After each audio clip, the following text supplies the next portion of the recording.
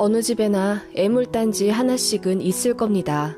바로 저희 시댁에는 남편의 형이 아주 골치 아픈 혈육입니다. 저희 남편과 저는 어릴 때부터 한 동네 살았던 친구 사이였고 성인 되어 연인으로 발전해 결혼한 케이스입니다. 워낙 오랜 시간 친구였기 때문에 서로의 집안 사정 정도는 잘 알고 있죠. 남편은 학생 때부터 혼자 제 앞가림 잘하고 살았고 말투나 행동이나 모두 차분하고 성실한 편입니다. 가회나 학원 한 번 안 다니고도 혼자 공부해 좋은 대학 가고 알아서 진로 정해 7급 공무원 시험 3년 만에 떡하니 붙었어요.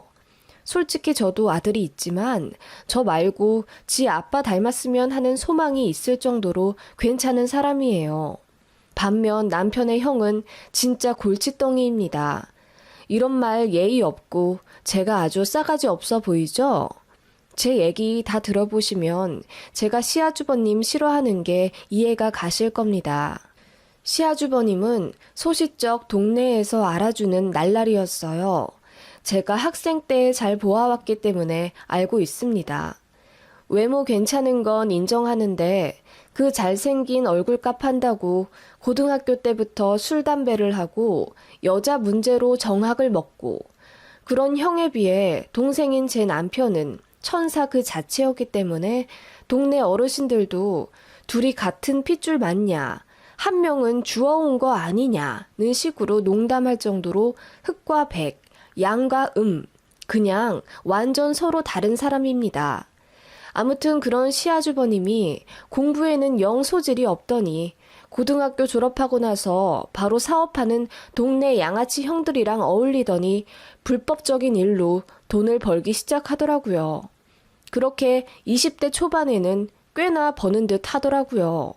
몇 달에 한 번씩 차가 바뀌고 여자도 계속 바뀌고 옷과 구두며 온통 명품 칠갑을 하며 떵떵거리고 사는 듯 하더니 결국 사업 같이 하던 형들한테 뒤통수 맞아서 깜빵에도 3년 정도 갔다 왔습니다.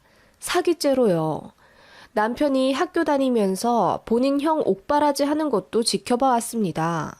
자기 형 한심해는 하면서도 그래도 핏줄이라고 꼬박꼬박 돈도 넣어주고 그러더군요. 그러다가 출소하고 나서 빨간 줄 때문에 제대로 된 취직도 못하고 그냥 돈 떨어질 때마다 단기 알바나 전전하면서 살더라고요. 그런 형 때문에 남편도 꽤나 골치 아파하고 있었고 친구 사이일 땐 그냥 위로만 해줬는데 어쩌다 보니 서로가 남녀로 느껴져 연인이 되었어요. 결혼 얘기가 오가니 그전엔 딱히 신경 쓸 일이 없던 남편 형이 가로고치게 되더군요. 무엇보다 저희 친정 부모님이 그 점 때문에 제일 반대를 하셨어요. 제 앞가림 못하는 형제는 없는 이만 못한 거야. 평생 돈 달라 손 벌리고 이거 도와달라 저거 도와달라 피곤하게 굴 텐데 그걸 어떻게 감당하려고 저 집에 시집을 가니. 남자는 많아. 네가 뭐가 모자라 형준이랑 결혼을 한단 말이야. 그냥 친구로 지내 전처럼.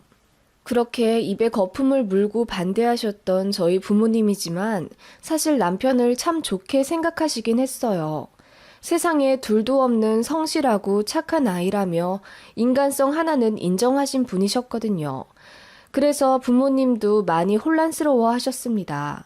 제가 워낙 좀 불같은 성격이라 지금의 남편 아니면 절 맞춰줄 사람도 없어 보이기도 했고요. 그때 남편이 전에 없이 아주 남자답고 강단 있는 모습으로 저희 친정 부모님을 설득해서 마침내 결혼을 하게 되었습니다. 남편이 저희 부모님 앞에서 무릎을 꿇으며 뭐라고 했냐면 어떤 부분에서 걱정하실지 저도 잘 압니다. 저는 남자가 결혼한 그 순간부터 1순위는 무조건 내가 이룬 가정이어야 한다고 생각합니다. 내가 선택할 수 없는 가족과 내가 선택한 가족은 완전히 다릅니다. 저희 집에서 혹은 제 형 때문에 힘들게 하는 일은 없게 하겠습니다. 결혼 잘했다고 생각할 수 있도록 제가 지금보다 더 많이 노력하면서 이 사람 아끼고 지켜주겠습니다. 믿어주세요. 허튼 약속은 절대로 하지 않겠습니다. 라고 진중하게 말한 남편 덕분에 저희 부모님도 마음이 사르르 녹아 결국 결혼식을 올리게 된 거죠. 남편은 자기가 한 약속을 아주 잘 지켜왔습니다. 일단 형이 돈 달란 소리를 못하게 원천 봉쇄를 해놨더군요. 자꾸 용돈이다 뭐다 주면 버릇 나빠져서 그나마 하던 알바도 안 한다고 남편이 아예 돈을 안 주더라고요. 남편은 평소에는 순하다가도 자기가 생각한 것이 맞다고 느끼면 앞, 뒤, 옆 잴 것 없이 밀어붙입니다. 그 성격 알기에 시부모님도 형 챙겨 돈 좀 쥐어줘라 이런 소리 못 하셨죠. 시아주버님도 한번 호되게 혼난 적이 있는지 본인 동생을 좀 어려워하기도 했고요. 시부모님이 어설프게 저를 쥐어 흔들며 시집살이 하시려 하는 것도 남편이 눈치 빠르게 캐치해서 바로 중재했고 그 덕분에 그 흔한 아들 손주 타령이나 김장 김치로 인한 스트레스도 없었어요. 원래도 영리한 남자이긴 했는데 자기 바운더리 안에 있는 사람은 끔찍하게 챙기더군요.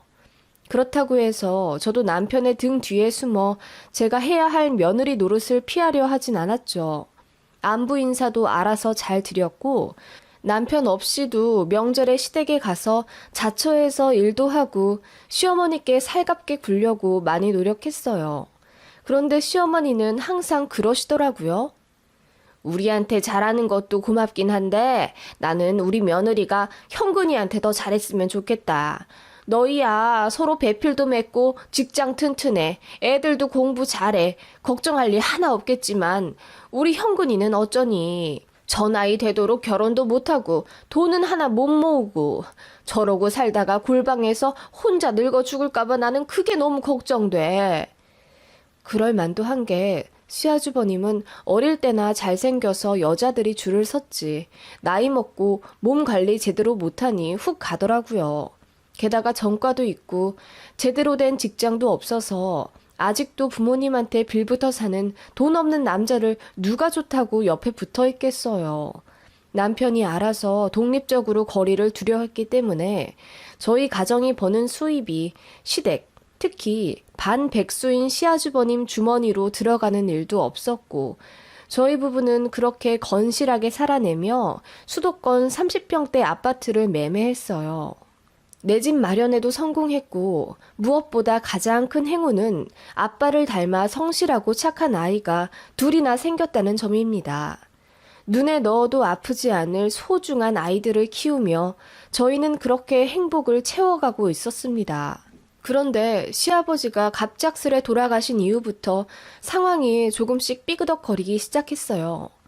시어머니가 홀로 계시며 공허함 때문인지 이전보다 더 심하게 저희 부부에게 집착하셨고 마침내 질투인지 뭔지 모를 부정적인 감정까지 내비치셨습니다. 너희 둘만 잘 살아 행복하지 아주? 짝도 없고 돈도 없는 시아주버님은 불쌍하지도 않니? 둘이만 잘 살면 뭐해? 제 형은 저러고 사는데. 어머니, 누가 누굴 챙기며 삽니까? 다 큰 성인이 제 앞가림하며 사는 것은 당연한데요. 거저 얻는 것이 어디 있습니까? 저도 지금 제 식솔들 책임지느라 하루가 바빠요. 어머니가 정말 형을 원하신다면 불쌍하단 소리로 그만 좀 감싸시고 혼자 잘 살 수 있게 옆에서 지켜나 봐주세요. 나이가 몇인데 아직도 밥을 해다 바치고 속옷을 빨아다 개줍니까? 남편이 단호하게 커트하면 그게 또 그렇게 서운하다며 엉엉 우시고 거의 몇 달간 연락도 안 하고 잠수를 타는 시어머니십니다. 시아주버님이요? 솔직히 말해서 진짜 도움 하나도 안 됩니다. 저희 집 와서 애들 꼬셔서 스마트폰으로 뭘 결제했는지 30만 원이나 나오게 만들어 놨더군요. 알아보니 저희가 하도 돈을 안 준다고 스마트폰으로 현금 서비스 같은 걸 받아서 자기 계좌에 넣었더라고요. 그리고 걸핏하면 저희 남편한테 술 먹고 전화해서 지금 어느 술집인데 와서 계산 좀 해달라. 집에 좀 데려다 달라. 진상을 부려요. 그래서 전화번호 차단한 적도 몇 번인지 모릅니다. 그러기만 하면 다행이게요. 저한테도 툭하면 문자에서는 재수씨 친구들 좀 소개시켜달라. 외로워 죽겠다. 주변에 돈 많고 순진한 여자 없냐 등 희롱에 가까운 말들을 해대며 속을 긁어대곤 했습니다. 아직도 본인이 잘 나가던 20대 초반인 줄 알고 그때의 영광에 살고 있는 게 너무 한심했어요. 돈도 없으면서 조금이라도 목돈이 생기면 명품 사려고 백화점을 기웃댑니다. 당연히 돈이 모자라죠. 그러면 저나 남편한테 슬그머니 연락해서는 허리가 아프다, 면역력이 떨어져서 영양제 좀 사다 먹어야겠다 등 은근히 돈을 받아내려고 수 쓰더라고요. 그 밖에 많은 일들이 있는데 다 쓰기도 창피하고 아무튼 저는 시아주버님 너무 싫어요. 혼자 살면서 곧 쉰이 다 되어가는데도 노모 밑에서 독립 안 하고 아직도 엄마 밥 먹고 살아요.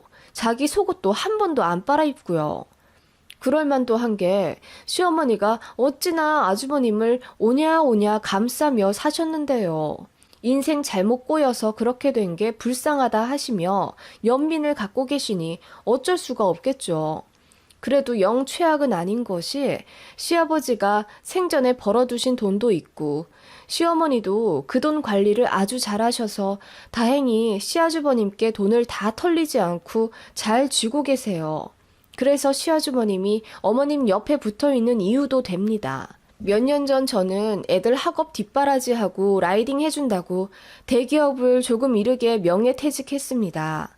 애들도 거의 커서 손도 잘 안 가고 거의 학원에만 붙어 있으니 제가 예전보다 시간이 좀 남는 걸 시댁에서 어떻게 귀신같이 알고 시어머니가 저에게 자주 연락하시더군요. 할 일 없으면 좀 와라.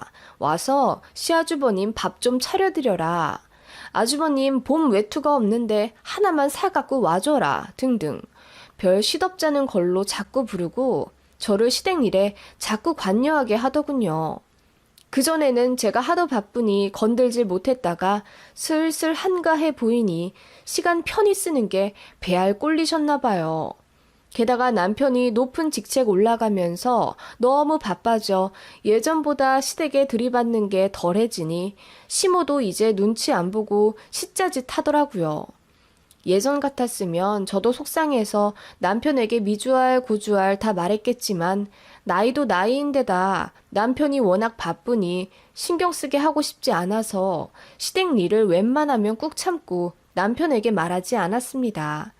지금 생각하면 그게 화를 불러 일으킨 것 같아요. 싹이 슬슬 보였을 때 남편에게 바로 말해서 바로 잡았어야 했는데 작은 불씨인 줄 알고 가만히 냅뒀더니 그러던 어느 날 시어머니가 중요한 이야기를 한다면서 저를 부르시더라고요. 어머님, 중요한 이야기면 애들 아빠도 오라고 해야 하지 않을까요? 됐다. 바쁜 사람 뭐하러 부르니? 애들 학교 보내고 너만 잠깐 건너와라. 그러시기에 무슨 일인가 하고 시댁에 갔습니다. 갔더니 어머님이 소담하게 밥상을 차려 놓으시고 앉으라 하시더군요. 무슨 말씀을 하시려고 저렇게 각을 잡으시나 했더니 네 시아주버님도 내일 모레면 쉰이다 쉰. 알지? 네, 알죠. 그런데 내가 봤을 땐 홍기는 이미 물 건너간 것 같고 나도 관절염이다 고혈압이다 뭐다 해서 몸이 안 좋잖냐. 내 몸 하나 건사하기도 힘든 마당에 네 시아주버님까지 챙기려니 내가 워낙 힘든 게 아니라서 말이야. 네? 아, 네.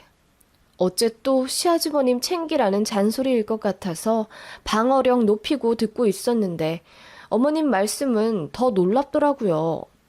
내가 그동안은 널 봐줬다. 너 일하느라 바쁜데 애들 중학교 공부까지 봐주느라 고생 많이 한 거 안다. 그런데 이제 퇴직도 했고 애들은 고등학생이라 밖에서 보내는 시간도 많은데 너는 팽팽 놀고 있잖니. 늙은 시애미는 안 봐줘도 괜찮다. 나는 평생의 숙제가 바로 큰 놈이야. 네 시아주버님이 제 짝도 못 찾고 저렇게 내 옆에서 빌빌거리고 있는 거 보면 나는 죽어도 눈을 못 감을 것 같다. 아들들이 있으니 내 맘을 알잖냐. 그치? 네? 어머님, 그치만 내가 오늘 널 왜 불렀는지 잘 알겠지? 미룰 만큼 미뤘고 봐줄 만큼 봐줬다. 결혼이란 건 비단 네 남편하고만 잘 먹고 잘 살려고 하는 게 아니다. 상대방 가족도 잘 보살펴줘야 하는 게 결혼이지. 이제 네 시아주버님 좀 모셔가거라. 큰애 대학 가면 집안에서 비비적거리고 데리고 있지 말고 자취를 하든 기숙사를 보내든 해서 내보내고 그 방에 네 시아주버님을 들여놔라. 네? 아니 어머님, 그게 갑자기 무슨 말씀이세요? 갑자기는 무슨? 그러면 결혼도 안 하고 저러고 있는 네 시아주버님을 평생 모른 척하고 살 작정이었냐? 내가 언제까지 다 큰아들 속옷 빨래하고 앉아있어야 해. 차라리 이제 요양원에 들어가고 말지. 제가 난색을 표하자 갑자기 버럭 화를 내시며 제게 대답을 강요하시더라고요. 난 챙길 만큼 챙겼다. 이제는 젊은 네가 해야 할 일이지. 우리 큰아들 내년부터 네 집에 들어가는 걸로 알겠다. 너 현명하니까 잘 모시고 살 거라고 믿어. 어머님도 힘드신 걸 왜 저한테 미루세요? 어머님은 어머님 아들이지만 저는 네 남편 형이면 가족이지 뭘 그래. 너 정말 정이라고는 눈꼽만큼도 없구나. 어머님, 제가 그럼 쉰이 다 되어가는 남편 형 속옷을 빨아다 바치고 매 끼니마다 밥해다 바쳐야 한다는 말씀이세요? 제가 왜요? 아주머님이 손이 없어요, 발이 없어요. 어머님이 힘들어 못하시겠으면 이제는 좀 스스로 할 수 있게 어머님이 가르치셔야지. 또 다른 노예 찾듯이 저를 불러다 시아주버님 수발을 들게 하는 게 말이 된다고 생각하세요? 노예? 아니, 네 남편 빨래하는 김에 우리 큰아들 것도 좀 하고 네 남편 밥상에 숟가락 하나만 더 얹으면 되는 걸 뭐가 그리 억울해서 노예라는 말까지 나온다니? 어머님, 말이 안 통하네요. 왜 애들 아빠 안 부르셨는지 알 것 같네요. 다음에 같이 오면 그때 얘기하세요. 제가 한마디 하고 일어나려 하자 갑자기 급하게 제 바지가랑이를 잡으시며 밥이라도 먹으며 더 들어보라고 강제로 앉히시더군요. 우리 큰아들 불쌍하지도 않니? 지 딴엔 잘해보겠다고 한 일 아니야. 깜빡만 안 갔어도 이렇게 인생이 꼬이진 않았을 텐데 네가 좀 봐줘라, 응? 어머님, 솔직히 자기 인생 자기가 알아서 사는 거지 어머님이 그렇게 감싸시는 게 능사는 아니에요. 이제 겨우 고등학생인 우리 아들들도 자기들 빨래는 자기들이 세탁기에 돌립니다. 밥솥에 밥 없으면 자기들이 안 치고요. 그거 다 제가 가르친 거예요. 아들이라고 오냐 오냐 하며 다 해주다 보면 바보 돼요. 막말로 만약 아주머님이 딸이었으면 이렇게 하셨을 거예요? 뭐? 바보? 너 지금 네 시아주머님 보고 바보라고 그랬냐? 네? 아니요. 그런 뜻이 아니라요. 이게 아주 보자 하니까 예전부터 너는 뭐가 그렇게 잘나서 네 시엠이며 시아주버님 말이며 다 무시하고 지 남편 등 뒤에서 빼꼼히 숨어서 살았냐? 나는 개고생하면서 사는데 너는 뭐가 잘났다고 편하게 사는 거야. 망할 년 같으니라고. 제가 어머님 뜻대로 쉬이 넘어가지 않자 마침내 폭발하신 시어머니는 입에 담지 못할 욕설들을 하며 물잔에 담겨있던 생수까지 제 얼굴에 끼얹으셨습니다. 그 바람에 온통 젖어버린 저도 화가 나서 미치겠더라고요. 어머님, 이게 무슨 행동이세요? 저도 더는 못 참아요. 그랬더니 시어머님이 갑자기 반찬통까지 뒤집어 저에게 던지려고 하시더라고요. 제가 급히 그 손을 막았지만 어머님이 다른 한 손으로 김치를 잡아서 제 얼굴에 던지셨습니다. 그 바람에 눈에도 짠기가 들어가 눈을 뜰 수가 없었고 저는 소리를 지를 수밖에 없었습니다. 시애미 말 무시하는 것도 정도가 있지. 너같이 못돼 처먹은 년은 매운맛 좀 봐야 해. 그래야 정신 차리지. 그러시길래 저는 너무나 화가 나서 대충 앞에 보이는 반찬 하나를 꺼내서 어머님 쪽으로 던졌습니다. 그랬더니 어머님이 아이고 머니나 하시며 뒤로 나뒹구시더라고요. 대충 얼굴을 닦고 앞을 보니 어머님 이마에 된장이 처발라져 있었습니다. 바로 화장실에 들어가서 세수를 하고 겉옷을 벗고 나오니 어머님이 이번엔 제 머리채를 잡으려 하시길래 가뿐히 피하고 바로 밖으로 뛰쳐나왔어요. 그리고 엉엉 울며 남편에게 전화 걸어 자초지종을 알렸죠. 그 바람에 남편이 극대노하게 됐습니다. 영상통화를 걸길래 받으니 제 꼴이 말이 아닌 걸 보고 경악하더군요. 여인심 미안하다고 사과하면서 저녁에 좀 늦을 것 같다고 하더군요. 정말 11시 다 돼서 지친 몸으로 들어온 남편이 제 앞에서 무릎을 꿇으며 이야기했습니다. 시댁 가서 다 뒤집어 엎고 왔대요. 남편이 어릴 때부터 참 담담하고 과묵한 것이 그냥 성격인 줄 알았는데 형한테 치이고 차별받아서 그냥 그렇게 말수를 줄이며 혼자 앞가림하고 살아온 거더라고요. 남편도 나름대로 편애와 차별에 대한 큰 상처가 있었고 매번 사고만 치는 형에 대해 이골이 날 만큼 난 상태였습니다. 그 불똥이 이제 본인이 아닌 저한테까지 튀는 걸 알고 있었고 저 모르게 시어머니와 아주버님께 뒤에서 단도리를 몇 번 했나 보더라고요. 본인 가정까지 파탄나게 만들면 앞으로 용돈이고 뭐고 아무것도 없고 가만 안 두겠다는 식으로 엄포를 놓았었는데 시어머니가 그 약속을 어긴 거였다면서. 그래서 화가 난 남편이 시댁에 가서 형까지 불러앉히고 이제 연락하지 말라고 울분을 쏟아냈다더군요. 그동안 차별받고 살아온 것도 서러운데 와이프한테까지 김치 던지고 모셔라 마라 망언한 거 절대 용서 안 하겠다면서 유산이고 뭐고 다 필요 없으니 그 돈으로 정 안 되면 가정부라도 써서 둘이 알아서 살아라고 했다더군요. 그동안 시어머니가 유산 얘기하면서 남편을 은근히 잡아두었다고 해요.